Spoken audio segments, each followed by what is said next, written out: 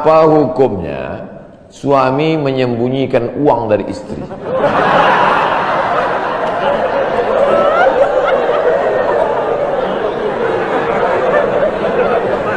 Bang, kata istrinya. Bang, ini duit apa bang? Duit sial.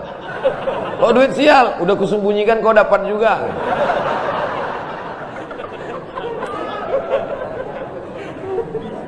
Bapak menikah sama ibu, ibu menikah sama bapak. Apakah hartanya jadi satu atau harta masing-masing?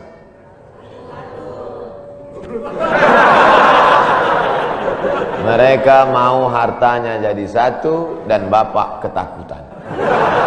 Itu yang saya baca. Sekarang kita baca ayatnya. Walakum nisfu ma taraka azwajukum illam yakul lahunna walad. Kalau istrimu meninggal kau dapat 50% hartanya kalau tidak ada anak. Fa in kana lahunna waladun, kalau dia punya anak, falakumur rubu'u, kamu dapat 25%. Sekarang saya tanya, hartanya nyatu atau pisah?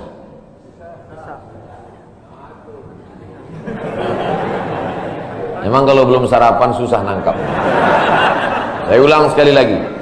Walakum nisfu ma taraka azwajukum. Hai para suami, kamu dapat setengah harta istrimu kalau tidak ada anak. Fa in kana lahunna waladun, kalau ada anak kamu dapat 1/4. Artinya hartanya misal. Harta bapak beda, harta ibu beda. Ibu kerja, punya kebun, punya tanah, punya speedboat, itu harta dia. Bapak punya usaha, harta bapak. Meninggal ibu, 50% untuk bapak. Apa beda harta ibu dengan harta bapak? Di dalam harta bapak ada hak ibu, dalam harta ibu tidak ada hak bapak. Takbir. Saya ulang sekali lagi. Ibu menikah dengan bapak, bapak menikah dengan ibu, ibu bawa harta, bapak bawa harta. Bedanya apa? Dalam harta bapak ada hak ibu, dalam harta ibu tidak ada hak bapak. Kenapa dalam harta bapak ada hak ibu? Karena bapak wajib memberi nafkah. Kewajiban bapak 5. Pertama, kasih makan. Kedua, kasih pakaian. Ketiga, kasih tempat tinggal. Keempat, kasih pendidikan. Kelima, kasih perhatian. Lebih dari yang ini, itu bukan milik mereka lagi. Jelas? Ini ada sekarang suami setelah menikah, pas dilihat surat apa semua, tak ada punya dia. Semua atas nama istrinya. Ini orang kalau meninggal ini tidak kena azab kubur, karena di dunia sudah terlalu azab dengan istrinya. Dari yang saya sampaikan ini jelas tentang pembagian batasan-batasan harta, jelas? Jelas. Jadi tidak serta-merta setelah menikah, jangan mau anak perempuan kita ditipu laki-laki. Istriku, mana surat mobilmu, mana surat tanahmu, tadi kita sudah akad nikah, semua hartamu, milikku, surgamu di bawah tapak kakiku. Oh, tidak begitu. Makanya laki-laki harus ngerti, perempuan juga harus paham. Kalau tidak, sedang main bola aja ada aturannya, statuta. Kalau tidak, akan hancur. Tapi insya Allah jelas. Pak Ustadz minta tolong doakan ibu saya, sudah lama sakit. Nanti kita doakan di akhir majelis. Bukan cuma ibu bapak, ibu-ibu semua kita doakan. Bagaimana niatnya doanya? Bagaimana niatnya doanya mandi taubat? Nawaitu, aku berniat ghuslat taubat, mandi taubat. Saya nggak bisa bahasa Arab Pak Ustadz, bahasa Indonesia, bahasa Makassar, bahasa Jawa, bahasa Batak, bahasa Mandailing, bahasa Aceh. Saya niat mandi taubat karena Allah Ta'ala. Bagaimana cara mandinya Pak Ustadz? Seperti mandi wajib, basah dari ujung rambut sampai ke ujung kaki. Di mana mandinya Pak Ustadz? Di laut bisa. Kolaka ini 30% saja daratan Pak Ustadz, yang 70 adalah lautan. Nah, mandi di laut. Apalagi kalau sampai ke tengah laut, bukan cuma dosanya hilang, orangnya hilang sekali.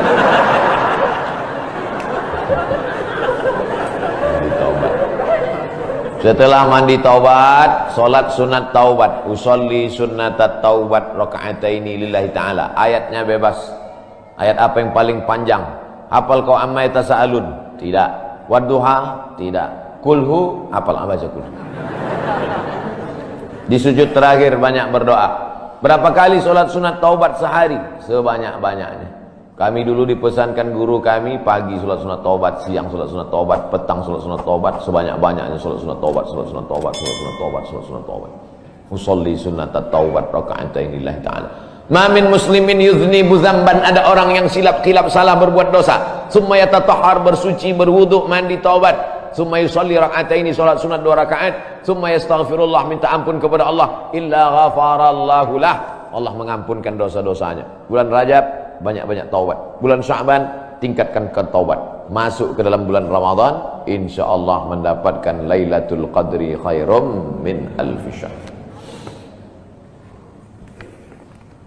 Semoga Ustaz senantiasa diberikan Allah kesehatan. Amin. Saya dari Medan. Ada juga orang kampung saya di sini. Bagaimana cara bakti seorang anak? Cara membahagiakan orang tua berjarak jauh dengan kita. Sedangkan bertemu dekat bersama orang tua mungkin hanya 1 tahun sekali, Idul Fitri saja, karena harus bekerja di PT Antam Tbk Sulawesi Tenggara. Ada sesuatu yang tak bisa kita bayar dengan uang. Tak bisa dibayar dengan uang. Yang bisa merasakan ini orang yang orang tuanya sudah meninggal. Yang masih hidup tak bisa. Lam ya'rif man lam yadhuq. Yang tak pernah merasakannya tak bisa menceritakannya, karena tak bisa dirasakan. Setelah orang tua itu tak ada, barulah kita rasa dunia ini hampa, tak ada guna. Duit itu tak ada gunanya, mobil itu tak ada gunanya, rumah itu tak ada gunanya, apapun tak ada gunanya. Waktu dapat saya gelar doktor dari Sudan, pulang saya ke rumah, tak ada guna, tak bisa lagi diceritakan. Dulu apapun yang dapat diceritakan, mak, aku dapat sorban dari mak, aku dapat peci. Setelah pulang dari Brunei, dapat gelar visiting profesor di Universitas Islam Sultan Syarif Ali. Tak ada gunanya, hampa. Paling-paling ditulis di baleho aja, profesor, doktor. Untuk menunjukkan bahwa kita bukan ustadz kaleng-kaleng.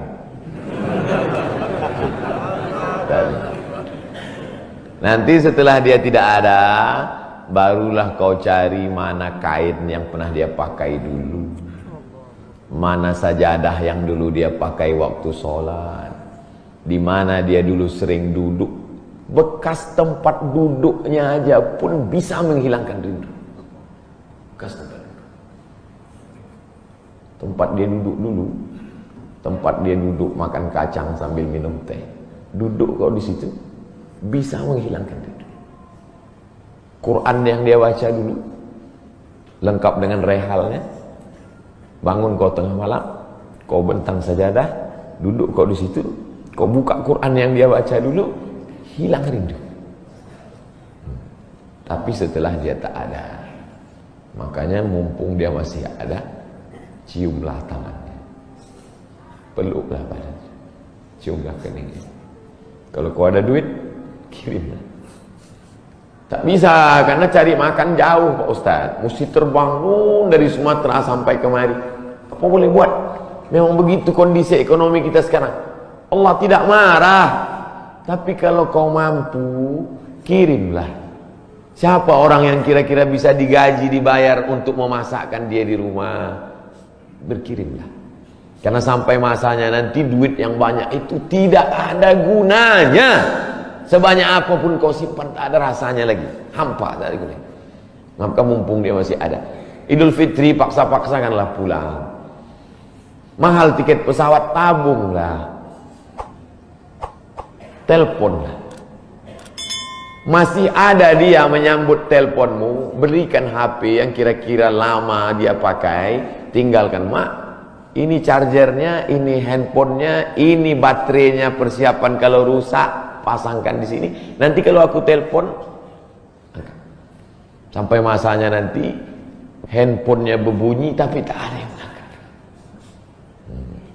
Selagi dia masih ada, senangkanlah hatinya. Kirimkanlah kain. Kain itu tidak akan dia pakai, tapi insya Allah menyenangkan hati dia. Ketika hatinya lapang, lapang rezeki. Ketika hatinya senang, senang hidup. Tapi kalau sudah hatinya sempit, meleleh air matanya rindu karena tak pernah kau telepon, disitulah awal azab Allah datang. Kau akan berenang dalam kesengsaraan. Mudah-mudahan Allah mengampuni dosa kita semua, dosa ibu bapa. Ala hazihi niyah al-fatihah. A'udzubillahi minasyaitonir rajim. Bismillah. Alhamdulillah rabbil alamin. Ar-Rahmanir Rahim. Maliki yaumiddin. Iyyaka na'budu wa iyyaka nasta'in. Ihdinas siratal mustaqim. Shiratal ladzina an'amta 'alaihim ghairil maghdubi 'alaihim waladdallin. Amin. Rabbana ighfir lana dzunubana, ampunkan dosa kami ya Allah. Wali abaina, ayah kami ya Allah. Melepuh kulitnya untuk menyekolahkan kami, tak dapat kami balas budi baiknya ya Allah. Wali ummahatina, ummah kami, 9 bulan 10 hari kami dikandungnya, 2 tahun kami disusukannya, mengalir darahnya dalam badan kami, tak dapat kami balas, tak dapat kami balas kebaikannya. Sekali teriakannya saat mengeluarkan kami ke alam yang fana ini, tak dapat kami balas kebaikannya ya Allah. Kalau dia masih hidup, sahih jasadaha, sehatkan badannya, qawi imanaha, kuatkan imannya, ar-rahmazuk hal istiqamata, berikan dia istiqamah dalam iman dan Islam.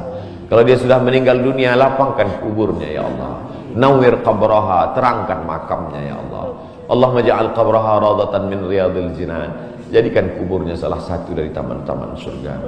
La taj'al qabraha hufratan min hufarin niran, jangan jadikan kuburnya salah satu dari lubang neraka ya Allah. Allahumma ja'al abana'ana barina liwalidiha, jadikan anak-anak kami anak-anak yang berbakti kepada orang tua. Allahumma hafazhum min kulli su' wa syarr, jaga anak-anak kami dari segala perbuatan maksiat dan dosa ya Allah. Rabbana zalamna anfusana, kami sudah banyak buat silap salah dan dosa. Wa illam taghfir lana, kalau kau tidak mengampuni dosa kami, wa tarhamna, kalau kau tidak merahmati kami, lanakunanna minal khasirin, sudah lama kami jadi orang-orang yang rugi. Allahumma ja'alna minat tawabin, jadikan kami orang yang bertaubat di bulan mulia ini ya Allah. Wa ja'alna minal mutatahhirin, jadikan kami orang yang mensucikan hati. Wa ja'alna min ibadikas salihin, jadikan kami hamba-hambamu yang salih. Allahumma ja'al akhira kalamina inda intihai ajalina, kalau ajal kami sampai, malaikat maut tiba mencabut nyawa kami, jadikanlah yang terakhir keluar dari mulut kami la ilaha illallah Muhammadur Rasulullah SAW, kalimatu haqqin 'alaiha nahya, dengan itu kami hidup, wa 'alaiha namutu, dengan itu kami mati, wa biha nub'atsu, dengan itu kami nanti akan dibangkitkan di padang mahsyar. Rabbana atina fid dunya hasanah wa fil akhirati hasanah wa qina adzabannar. Wa sallallahu ala sayyidina wa maulana Muhammad wa ala alihi wa sahbihi wa sallam, walhamdulillahi rabbil alamin.